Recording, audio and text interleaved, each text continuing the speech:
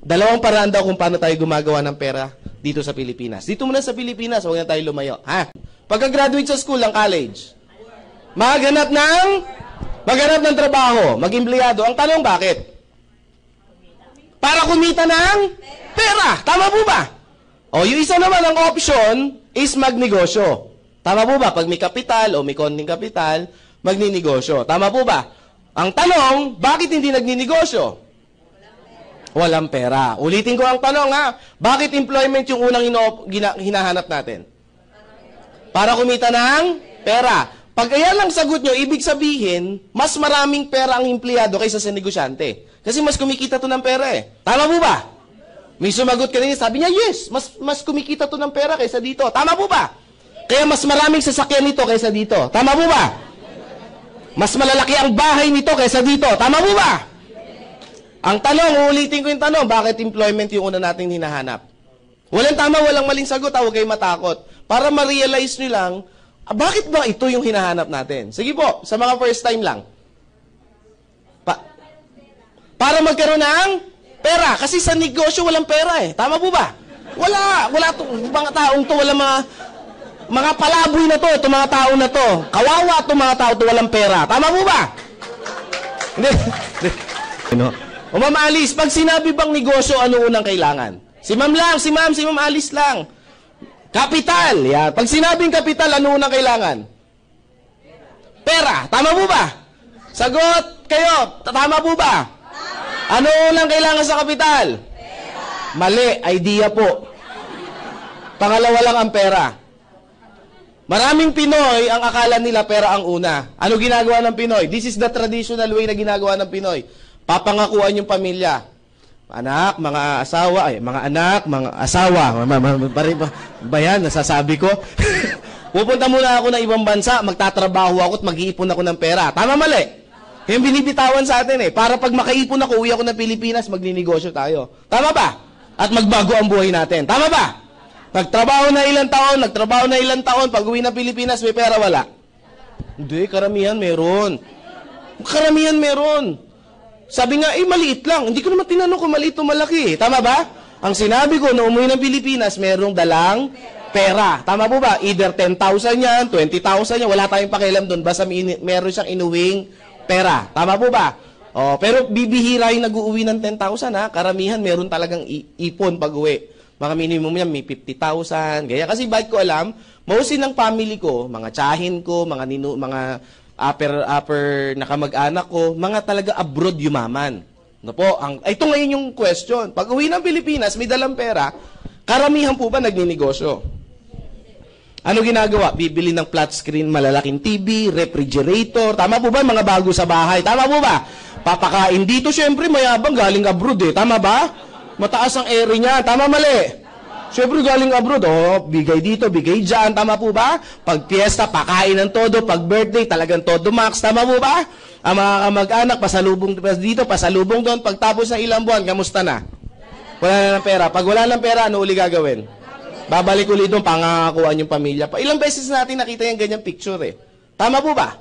Ang tanong, may pera yun, wala? Meron, tama ba? Ba't hindi nagnegosyo? Alam natin, ito yung unang kailangan. Yes, walang idea. Bakit employment ang una natin pinapasok? Kasi walang idea sa...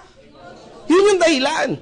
Kasi pag pinagsabi natin kapital lang at pera lang, ang tanong, pag ikaw ba nag-empleyado, walang kapital na pera? Marami ako na interview, ang dami ng, di ba? Yung naghahanap pa lang ng trabaho araw-araw, magkano na ang kapital? Pamasahe, pagkain. Tama po ba? Pag natanggap ka, requirements pa. Tama po ba? Sabi, maliit lang yun. Ang negosyo po, alam niyo po bang hindi naman pinagbabasehan kung gaano kalaki yung pera? Ang pagyaman, hindi sa laman ng kanyang bulsa, kundi sa laman ng kanyang pag-iisip. Tama ba? Ang tanong, bakit employment, Chris? Gusto niyo malaman yung sagot? The reason why bakit employment, kasi meron din natawag dito na security income. At sa negosyo, walang security income. Ang Pinoy masyadong sigurista. Tama ba? Subukan mo, aling nena, magnegosyo tayo. Ayoko nga, Chris. Bakit? Baka malugi. Sabi ko talagang malulugi. Bakit, Chris? Hindi pa tayo nag-i-start. Usapan pa lang, lugi na. Tama po ba? Hindi mo nga tinanong kung magkano ang kitaan. Tama ba? Kung paano yung paraan. Tama mali? Oh, yan. Okay, bakit dito? Sigurista ang Pinoy eh. Dito walang lugi. Tama ba? Basta natanggap ka, trabaho ka lang araw-araw. Tama ba? Trabaho araw-araw, tatanggap ka ng A15. Tama mali? Trabaho araw-araw, tatanggap ka ng katapusan. Tama ba? Tuwing A15 at katapusan. Tama ba? Trabaho ng trabaho, A15, katapusan. A15, katapusan. 1 taon ka ng A15 katapusan, may nagbabago ba? 5 years ng A15 katapusan, may nagbabago ba? 10 years ng A15 katapusan, may nagbabago ba? O may kilala ko, yung tito ko, 30 years nang nasa serbisyo, A15 katapusan, may nagbabago ba? Meron yung edad, hindi nyo lang napapansin. Tama ba? Tama ba? At ito yung dapat natin tanggapin. At habang umaangat ang edad natin, ang opportunity bumababa. Tama ba? Sabi nung iba, hindi totoo yan. Try nyo. 45 years old o 50 years old, kinatanggap pa ba ng crew sa Jollibee? Good morning. Huh? Yung nagmamap, oh. Baka pag ikaw yung kumakain, sir, ako na po, naawa ako eh. Baka maawa sa inyo yan, tama ba? Tanong, lumiliit ba ang opportunity pag tumataas yung edad? May kaibigan nga ako, sabi niya, Chris, wala na akong choice, kailangan ko na pumasok sa negosyo mo. Sabi ko, bakit?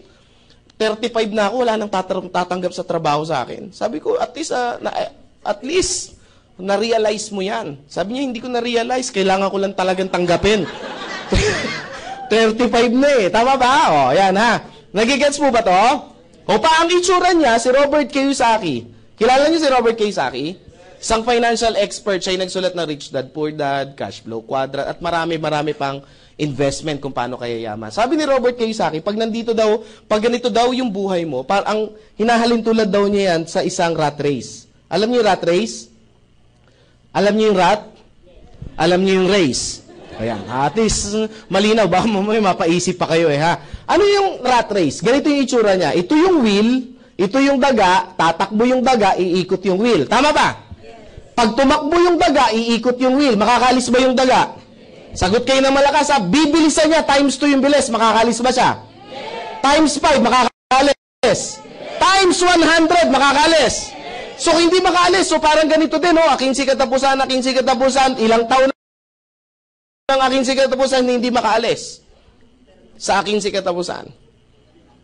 Sabi nung iba, oo nga, no. Sabi niya sa akin, anong negosyo yung papasukin ko? Bibigyan kita ng tip. Ito yung tinuro sa akin ni Mr. Paul Zane Pilzer. Ay, sorry, si J. Paul Getty pala. J. Paul Getty, si JPG. Nakabasa ako ng libro niya. Pag magninegosyo ka daw, sabi ni J. Paul Getty, kailangan daw, yung ginagamitan ng time leverage. Narinig nyo na po ba to?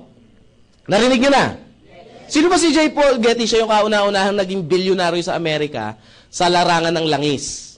Langis yung business niya. Ano ba yung time leverage? Ito yung ginagamit ngayon nila Lucio Tan, nila Henry C., nila tawag dito, nila Mark ng Facebook, nila Bill Gates, nila name it, nila Warren Buffett, yung mga multi-millionaire, billionaire sa buong mundo. Ito yung sikreto nila, bakit sila yumayaman. Tama po ba?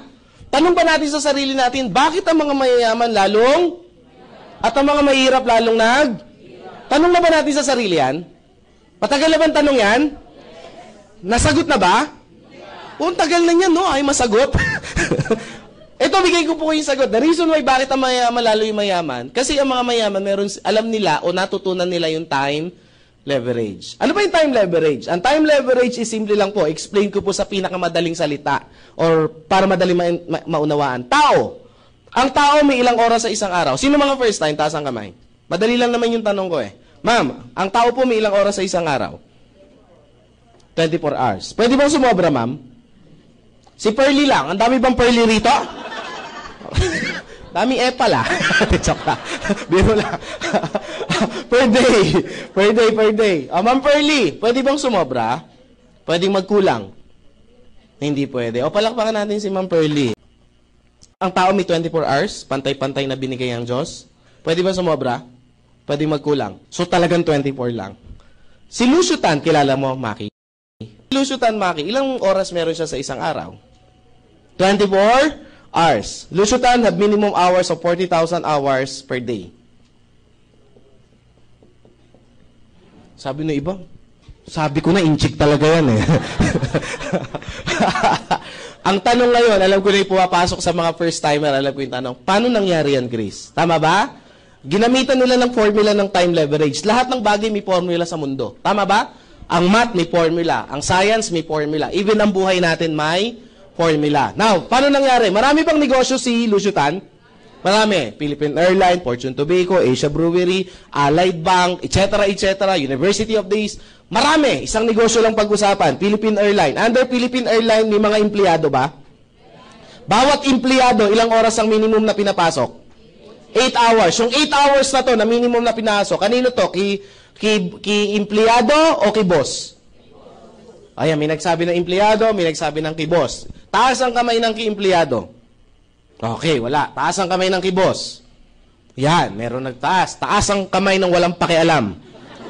Ay wala, hindi ko alam kung nasaan kayo eh. Tama ba? Ito po yung ki-boss, never to magiging ki-empleyado. Kung kayo may sagot na empleyado, never po naging sa inyo yan. Di ba? Pag nag-time card kayo, hindi na kayo, di ba? Nandun lang kayo sa loob at tatapusin nyo yung 8 hours bago kayo lumabas. Tama ba? Tama mali. Bakit naging ki-boss yan? Kaya ka nga binabayaran eh. Binibili niya yung oras mo, lakas mo, yung skills mo, o yung mga natutunan mo. Tama po ba? Kaya gumagana yung mga negosyo niya kahit natutulog siya. Tama po ba? That's why si boss, kada merong kinukuhang empleyado, parami ng parami yung oras niya. Tama ba? Ang tanong, si boss, pag natulog, may kita wala? Meron. Tama po ba? Nakita nyo na ba ang Philippine Airlines nung inantok si Lucio Tan? Gumaganon din? Gumaganon yung mga aeroplano, inaantok siguro si Lucio Tan. Gumigewang eh. Tama ba? O kahit tulog siya, umaandar. Yung mga negosyo niya ba, yung plantation niya ng sigarilyo, pag natutulog siya, gumagana? Pag nag-golf siya, gumagana yung mga negosyo? Ibig sabihin, kung gumagana yung mga negosyo, kahit wala siyang ginagawa, kumikita? Itong empleyado, pag natulog, may kita wala? Nagkasakit, may kita wala? Tinamad pumasok, may kita wala? Why? It's because iba yung pagkakaroon nila. Ito si Lucio Tan, naintindihan niya yung time leverage. Kaya pansinin niyo yung mga mayayaman, lalo yung mayaman. Ang oras nila parami. So ano yung batas si J. Paul Getty? Pag gusto mong yumaman, paramihin mo yung oras mo. Pag dumadami yung working hours mo, meaning kumikita ka ng malaki. Ano nangyari sa Pinoy? Ano pagkakaintindi natin? Meron tayong 24 hours na binigay ng Diyos. Tama mali? Sabi daw, kailangan nating magtrabaho 8 hours. Ayan. Per day. So ilang oras yung natira? Minus 8, matitira 16 hours. Tama po ba? Nadagdagan, nabawasan? Ang sabi, paramihin. Ano nangyari? Nabawasan. Binenta yung 8 hours eh. Tama ba? Sabi, kailangan para yumaman, magsipag, overtime. Overtime, 2 hours. Ilang oras na tira? 14 hours. Natutulog ba si Juan de la Cruz? Naman. Tama ba? O, 8 hours ang tulog. Meron nga dyan, 10 hours eh. Tama ba? Tama ba? Gigising pagtanghalian na. Oo. Ilang oras matitira? 6 hours. Si Juan de la Cruz ba may TV sa bahay? Pag may TV ba, ginagamit yan o display lang? Ginagamit. Minimum na lang. Yung tipong yung mga teleserye. Yung teleserye na, wag na tayo mag-umpisa sa umaga. 3 hours. Ilang oras matitira? 3. Dumadami. Tama po ba? Dumadami. Ang tanong, yung 3 hours na to, saan natin to nagamit? Palagay nyo. Kumakain ba, gumugugol ang oras? Nagwiwiwi, nagpupupo, gumagamit ng oras? Naglalaba, naghuhugas ng pinggan, gumagamit ng oras? Nagpi-Facebook ba? Tama ba? Naku, lagpas ako. Tama ba? Hindi lang 3 hours eh. Tama ba? Nagte-text, nakikipag-textmate ba? Telebabad, nag-aabang ng jeep, etc., etc. So, dyan gumugugol yung 3 hours. Ang tanong, sa 24 hours, saan mo ni-leverage yung time mo? That's why, bakit ang mga mayayaman lalong at ang mga mahirap lalong Kasi, hindi ito tinuro sa school. Tama ba?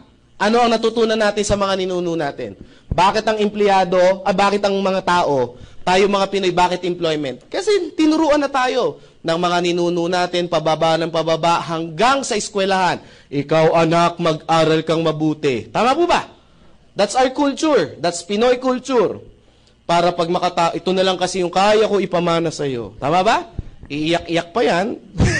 Para pag makatapos ka, makakuha ka ng magandang Trabaho. That's why ito yung reason natin. Bata pa lang, yan na yan. Anak, ano gusto mo paglaki? Teacher po. Ano anak, doktor? Lak, diba? Anak, ano gusto mo paglaki? Negosyante po. Anak ko, mongoloid to. Autistic to. Pag ganun yung mga sagot, parang feeling mo yung masyadong matured. Tama po ba? Tama ba? Ito yung pinikulture. Kinultura tayo sa ganito. Ang tanong, may mali ba ron? Tanong, may mali ba ron? Walang mali doon. Yun nga lang, yung turo na yun, hindi na yun applicable sa panahon natin ngayon. Yun ang masakit. Bakit? Noong unang panahon, ang engineer, example lang engineer, ang engineer, kapos tayo sa engineer. Tama ba? Bibihira lang ang may engineer dati. Kaya si company A, B, tsaka si nag-aagawan sila sa isang engineer. Palakihan ng presyo. Tama mali? Nauso pa nga nung panahon ngayon, pinipirata yung mga empleyado eh. Tama, naabutan nyo ba yon? Sabi ng iba, never pa kasi ako nag-empleyado simula noon. Matagal na akong tambay. After a year, ano nangyari? Nagkaroon ng tamang supply. Anong tamang supply? Engineer 1 versus company A. Tama po ba? So tama yung supply. Sa panahon ngayon, over yung supply. Kaya ngayon, pag nagsabi si company, ang pasahod ko 6,000, take it or leave it, pag hindi mo kinuha yan, maraming pipila pa dyan. Tama ba? Kaya nga ngayon pasensya po pasintabi po. Alam niyo po ba sa mga nursing student, pagka-graduate, yung starting pagka-graduate, pag ikaw yung unang apply mo, unang kuha mo, 6,000 no? Imagine mo, mas mahal pa yung libro kaysa sahod. Starting to bakit kukunin? Alam mo, sabi sa TV, kinuha. Kinuha, in-interview sa kamakailan lang, 2 days ago. In-interview, bakit daw? Bakit mo kinuha yan? Para po magkaroon ng experience. Tama po ba? Imagine mo, grabe 6,000. Ilang taong ka na dyan? 5 years na, para magkaroon po ng experience. Actually, hindi para magkaroon ng experience. Wala kang choice. Kaya ginrab.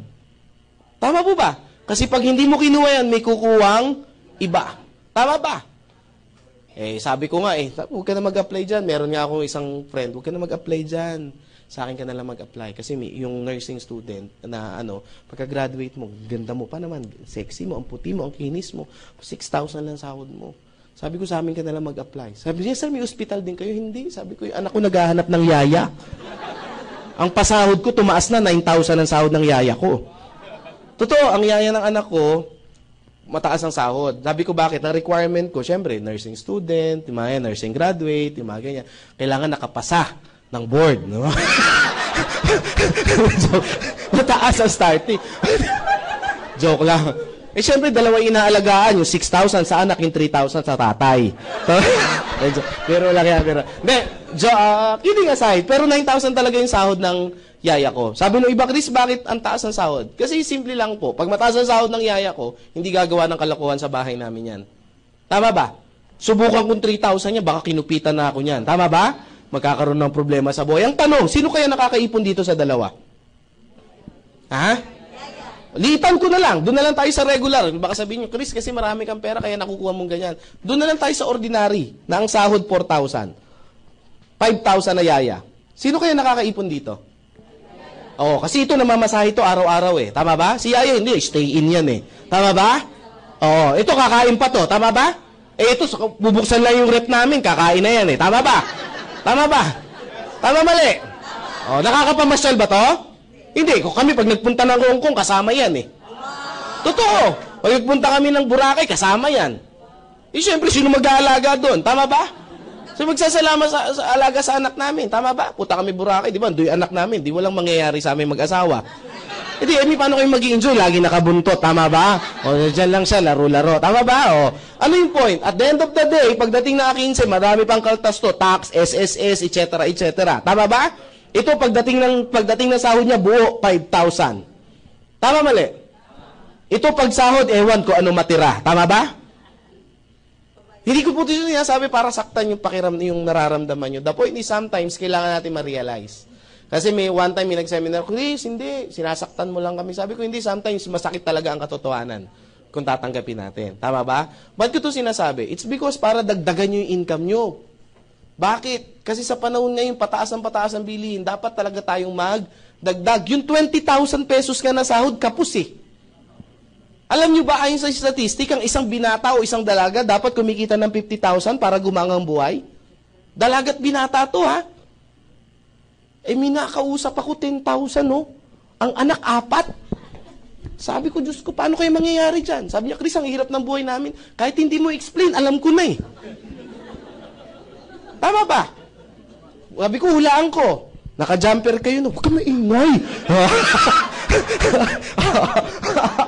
Tama mo ba? O, yan ha. O, sabi ng iba, Chris, tawag dito. So, Chris, ano yung dapat na namin business sa pasukin? Yung may gumagawa ng time leverage. Tatlo yung negosyo na pwede nyo pasukin. 3 negosyo po ang pwede nyo pasukin. Bibigyan ko kayo ng option. Hindi ko yung offer yung company namin agad kasi magiging bias ako. Unang option, pwede kayo mag-traditional business. Sa traditional business, ang kailangan nyo, tawag dito, magandang idea. Hindi pwedeng galing sa idea nyo. Bakit? Wala nga kayo experience eh. Tama ba? So, pag galing sa inyo yan, mataas ang risk. Tama ba? So, malaki ang kapital. Tama mali? O, pag kailangan, at least kahit pa paano, yung meron tinatawag na overhead expenses. Tama ba? Tama ba? At least ang kapital mo rito, meron kang $250,000 to start the business. Kung seryoso ka. Sabi ng iba, magkano kikitain yan? 10%. Magkano ngayon yan? At least monthly meron kang 50,000 para kitain. Pwede na? Sabi ng iba, oh no, pwede kayo dito? May $250,000 kayo? O kalimutan. Maliwanag ha? Mahabang usapan to eh. Sumunod, franchise business. Ang franchise business ba maganda? Maganda ba ang franchise business? Yes, bakit? Merong nag-isip ng idea na. Ang gagawin mo, kakapitalan mo na lang. Tama mali? And then the rest, same. Meron 3 uri ng franchise business. Small, medium, and large. Yung small, medium, and large, itong large muna tayo. Ito yung mga tipong Jollibee, McDonald's, yung mga ganyang KFC, at least meron kang 20 to 30 million. Meron ba kayo niyan? Kalimutan. Dito tayo sa medium, kung saan tayo magmi-meet. Maliwanag? Mahirap i-explain to. Wala naman kayo, sayang ang oras. Tama ba? O, pag meron na kayo, tsaka natin pag-usapan. Medium. Ito yung mga maliliit, yung mga tipong, ang halaga nito, mga 1 million to 5 million pesos. Ito yung mga una-usa ngayon, yung mga tea. Hindi pa shawarma. Mga 7-Eleven, mini-stop, mga ganyan. Yan ang halaga niyan. Maganda bang business yun? Meron ba kayong 1 million to 5 million? Magtatagal tayo, kalimutan natin, ha? Maliwanag ha, doon tayo kung saan meron kayo. Small, etong small, ito yung mga shawarma, yung narinig ko kanina. Shawarma, tawag dito, siomai, tama ba? Yung mga juice, something, ganyan-ganyan. At least ang kapital mo niyan, meron kang 300,000 to 500,000. Meron ba kayo nito? Diyos ko, saan tayo? Todo na to. Wala. O ano, Chris? Next. Bakit? Wala kami niyan eh. Next tayo. Network marketing.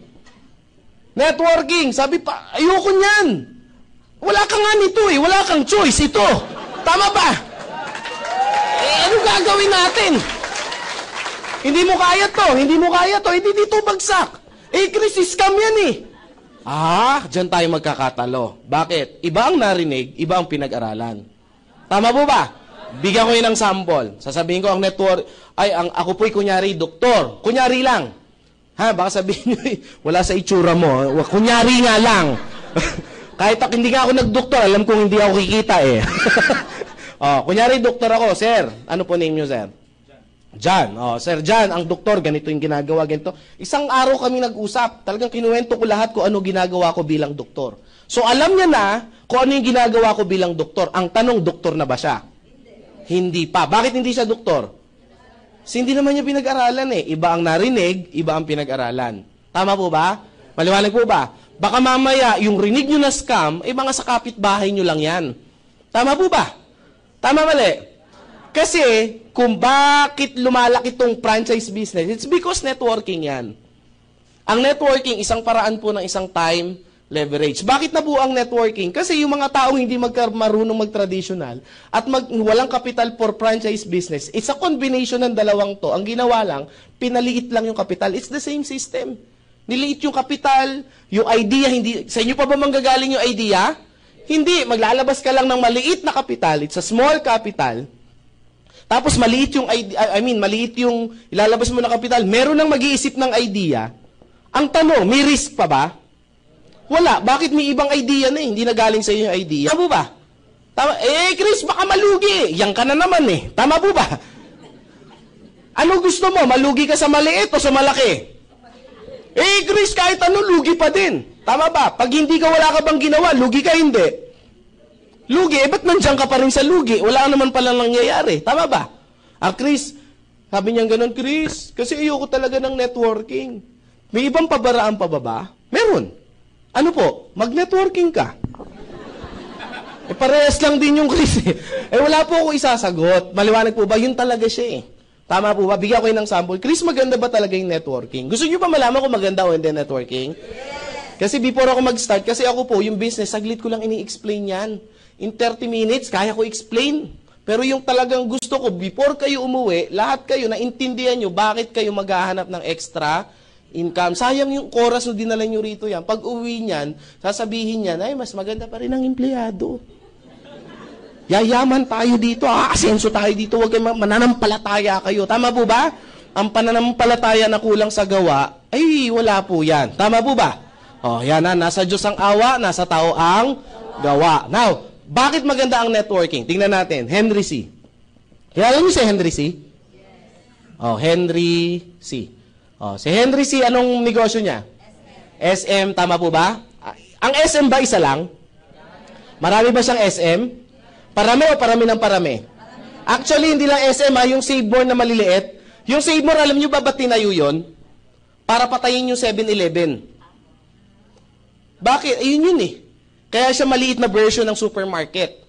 Maliwanag po ba? Kinukuha niya yung competitions. Rumarami ba yung SM?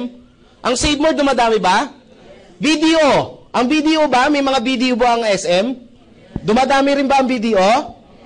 Dumadami? So marami bang empleyado rito, mga nagtatrabaho? Nalileverage ba siya?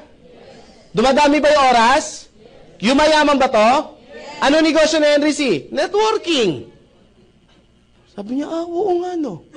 Lucio Tan. Si Lucio Tan. Tanong, marami bang negosyo? Philippine Airlines, Fortune Tobacco, etc. Lalo bang dumadami yung negosyo? Dumadami na dumadami. Pag dumadami may negosyo, dumadami din yung empleyado? Dumadami hanggang sa pinakababa ng empleyado nagtatrabaho. Kumikita ba siya? Ano negosyo ni Lucio Tan? Networking. Name it. Tawag dito, Gokong Way. Tawag dito, Cebu Pacific. Yung kanya. Tama po ba? Robinson's Galleria, Sun Cellular. Parami ba ng parami? Dumadami ba yung tao niya? Ano ba negosyo niya? Networking. Sabi ng iba, Chris, magne-networking na ako. Hindi! Di natin ito titigilan hanggat hindi mo naunawaan. Name it. Kahit saan kayo tumingin, yan po talaga yan. Si Jollibee, bakit yumayaman? It's because parami ng parami yung branch niya. Parami ng parami yung branch niya, parami ng parami yung mga nagtatrabaho. Tama po ba? Parami ng parami nagtatrabaho, payaman siya ng payaman. Tama ba? Bakit? Kasi networking yung negosyo. Ang tanong, Chris, yayaman ba ako sa AIM Global? Yes, bakit? Networking to eh. Yun naman yung sagot dun eh. Tama ba? Maliwanag ha? Sabi nyo ba, yun, at least nasagot din. Maliwanag po ha? Kasi ang akala nila sa networking, ito yung recruit, benta-benta. Pag-recruit ba masama? Tanungin ko kayo. Ha? Di sana nakulong na yung may-ari ng Jollibee, nagre-recruit din naman sila eh. Tama ba? Diba? Iba lang ang tawag, hiring. Tama ba? Pero nagre-recruit din yan. Tama ba? Ayan ha, sabi ko, nga no. Kayo ba pag nag-a-abroad, di ba may nakalagay, recruitment agency. Tama po ba? Di sana, scam yun. Ba't marami pumipila? Tama ba? Chris, ayoko kasi magpa-recruit eh. Ba't ka nag-apply ng abroad kung ayaw mo magpa-recruit? Ganon din yan. Tama po ba? Sabi nung iba, Chris, kasi yung yumayaman lang dyan, yung nasa taas. Tama mali? Oo, parang yung boss mo, yumayaman kasi siya yung nasa taas. Tama mali? Sabi nung iba, Chris, sasali na nga ako eh. Naubusan.